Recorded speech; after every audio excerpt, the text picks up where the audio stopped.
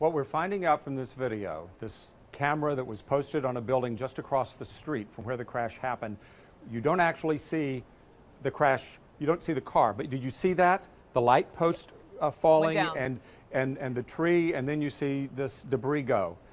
All right, count 60 seconds from that point, and it's not until there that you see any significant smoke. There's a wisp of smoke there, but, and I'm not sure how this is edited, but the smoke is very light for 60 seconds. What that suggests is that the fire did not become a raging fire for about a minute, which would mean that the two occupants in the vehicle would have had 60 seconds to get out if they could have.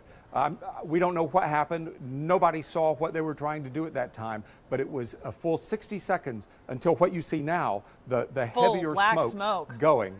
Right. I believe this is edited. Correct me if I'm wrong, but if we saw the red... It is edited. I'm hearing in my ear from the control room, right. Yes, Alan Duke, it's edited. So you're telling me you saw the raw in 60 seconds, well, after this light pole goes down, that's when the smoke begins, correct? What's more, having been there that evening and seeing the scene and standing actually right at those hedges looking down as the coroner pulled the bodies from the wreckage, I can tell you the significance is the 60 seconds that you don't see smoke. Because what was happening then, that is the horror that Paul Walker and Roger Rodas were suffering. They were, at that time, all right, let's watch it again. The light post, you see it just goes down. That is real time there. Now, again, the edited, that smoke, that edit leaves out a 60-second gap there. If we would see the 60 seconds, we see horror below those hedges because those men obviously would have been trying to get out and nobody was there outside to help them.